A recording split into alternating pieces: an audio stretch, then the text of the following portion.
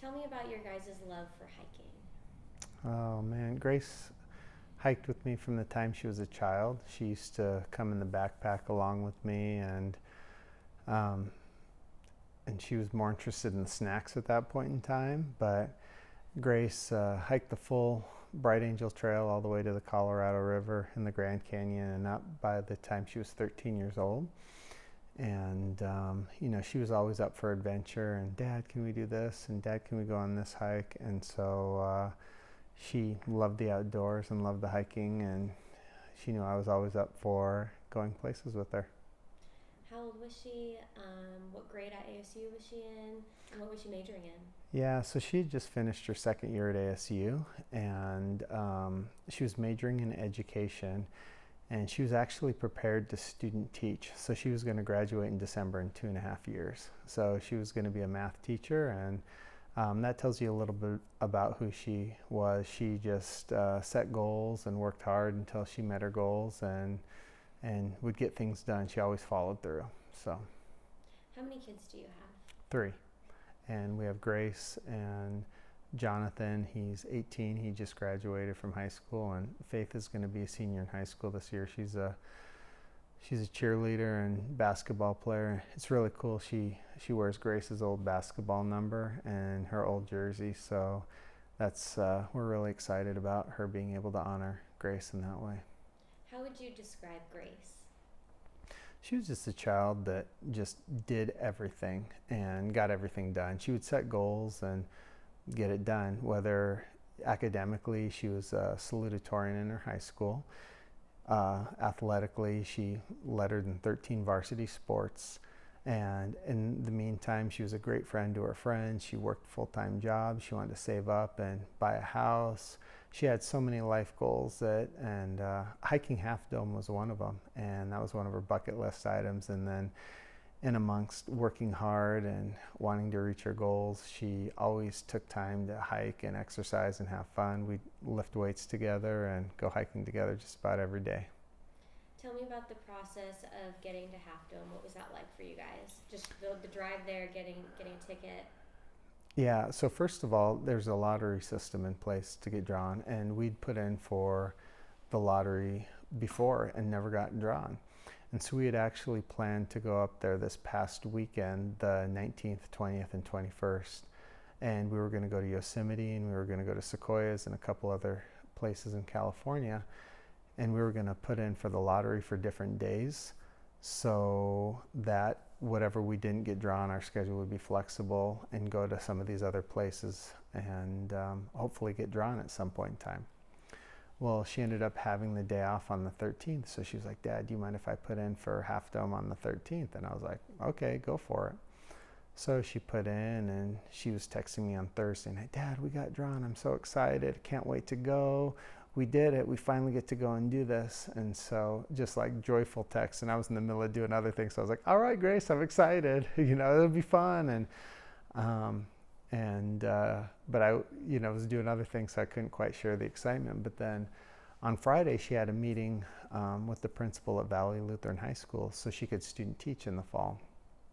And so we couldn't leave right away in the morning. We left in the afternoon, and we drove to California, and we camped out and headed up in that morning towards Half Dome, and lots of beautiful waterfalls and different places to stop on the way to Half Dome. And when she got to the top, she was so excited. She had $1 million smile, and she just lightened up any place she was with her smile. And she was at the top, and she was saying, Dad, this is one of my bucket list items. And she shared with me that she loved me and how she was so grateful to do that. And then it wasn't longer, we heard that thunderclap, and so we knew. I was like, Grace, we got to get down the mountain. We don't want any rain. And on the way up Friday, she had looked at the forecast. She's like, there's no rain in the forecast because we're not supposed to go hiking up there in the rain. It's very slippery. It's dangerous. And I was like, absolutely. So we'll hike, but weather can change. We'll keep an eye on the weather. And we were told that there might be some afternoon thunderstorms that rolled in. So we had talked, hey, we'll keep an eye on it.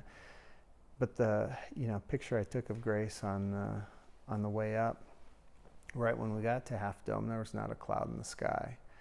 And so when I heard that boom, it came from behind me, and I turned around and I saw dark clouds rolling in, and it was just happened so suddenly, like we got to get down, and within 5 minutes it was pouring.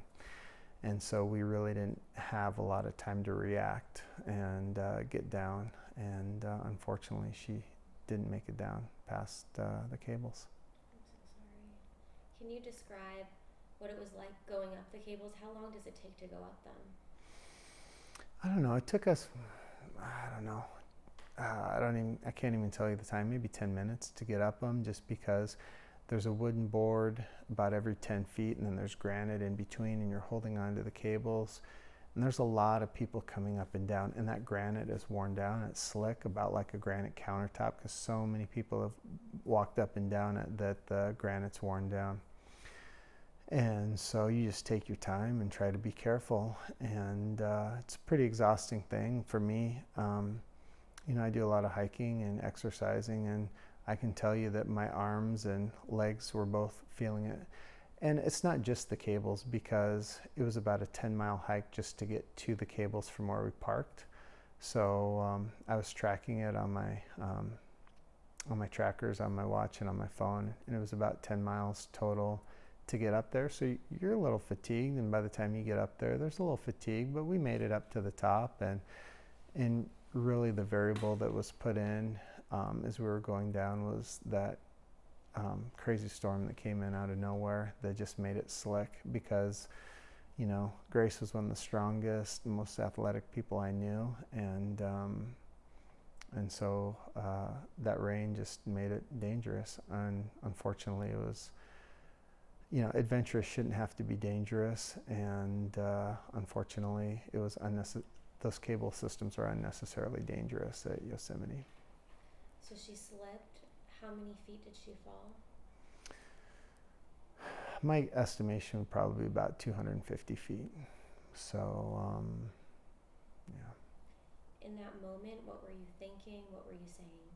It was just sheer terror, and I was telling her, stop, stop, stop, because you see your daughter start to fall, and you hope that, like anything, that she can stop on anything versus going down. And hold on, Grace, hold on, stop, as she was falling. And I was still about eight sections up on the cables, and I'd been kind of waiting for the people in front of me, and at that point in time I thought I might be able to get to her, so I just flew down those cables. I threw a little bit of caution to the wind looking back on it to try to get to her, and unfortunately I got down to the bottom of the cables, and it was a pretty steep cliff, so I couldn't make it down to her, but I continued to yell out to her and let her know, hey, I'm here, I love you, hear my voice, I'm not going to leave you, help's on the way. And I would call out for her every few minutes, and there were people who would stop and pray with me, and we were praying for a miracle. And based on her fall, I thought that she could still be alive, and I was holding out hope that that there would be a miracle, that she would still be alive. But it took the rescuers about 3 hours to get there in the chopper. And so by the end of the 3 hours, I started to come to the realization that she might not make it. And not only that, but if she was alive, I didn't want her to suffer, and she wouldn't want to be the type of person who was incapacitated and been kept alive on a ventilator. She wanted to live life, and that would have been so hard for her and everybody else. And with her strong faith, I knew that she had a strong belief in God, a strong conviction, and so it would probably be better for the Lord to watch over her than for her to be incapacitated for the rest of her life. So I just prayed that whatever God's will was, if it was to be in heaven with her, that he took her, or if it was to come back and be Grace, that we prayed for that miracle too, and just put it in God's hands at that time. So what is the message you want to get out? No, there's so many messages, because there's so many nuances in Grace's life. First of all, adventurous doesn't need to be dangerous. I think they can make the cable systems a lot safer at Half Dome for the next hiker. And Grace would want her life to be meaningful to others, and her whole life was meaningful to others. So she would want to see a safer cable system put in place so people can still adventure and still have the amazing time on the top of Half Dome, and do it but do it in a safe way where they didn't have to risk their life.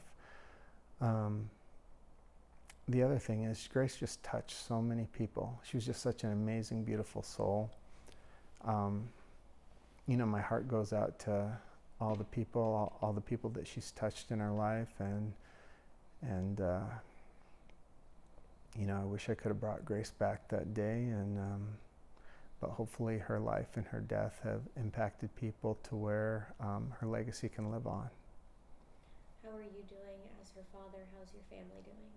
Well, I'm devastated, and you know, the rest of her family, extended family, friends, so many people are devastated by Grace's loss because she is such an amazing soul and human being who cared about so many people.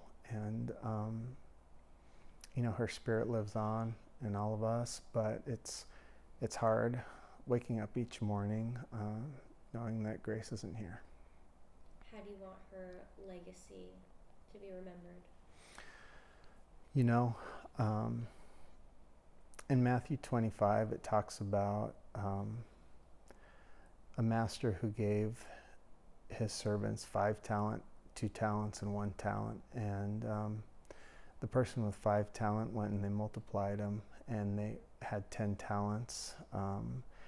Grace left her legacy, so it's really not about how I want her legacy. She left a legacy of love, and she multiplied her blessings that she was given on so many people. She was such a smart girl, great athlete, caring human being. She left a legacy on so many people that it's not about my narrative, it's about how she lived her life. And she was able to share that with so many people. And, you know, she was a star on most of the sports teams that she was on, but every single person on that team felt like they were just as important as Grace. That's how she made people feel. And even in this time of loss, so many people are devastated, but grief is a way to share compassion and love with one another. And so all the people that are grieving have rallied together, and it's their way of showing the compassion and love that Grace shared with them. So it's you know, her narrative that she left on life is that of compassion and love. Is there anything you guys are doing here locally to remember her? Is that open to the public? If not, it's totally okay. Yeah, we will have services for her on Saturday. I think it's going to be a packed house. So yeah, it's open to the public, but I think that so many people will be there because so many people love Grace. She was just such an amazing human being, and she impacted so many people that I can't imagine there will be an empty seat in the house, and I can't imagine there's going to be a dry eye. Did she play basketball at ASU?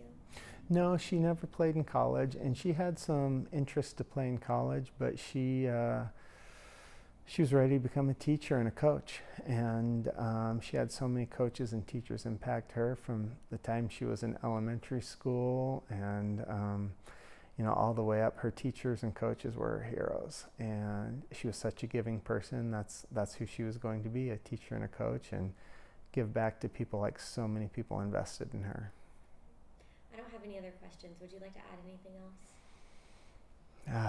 No, you ask great questions, and I don't know, like I said, this has been a difficult time, and I don't know if there's really anything I can add that hasn't been said, but I guess I want to thank you for sharing Grace's story, and yeah.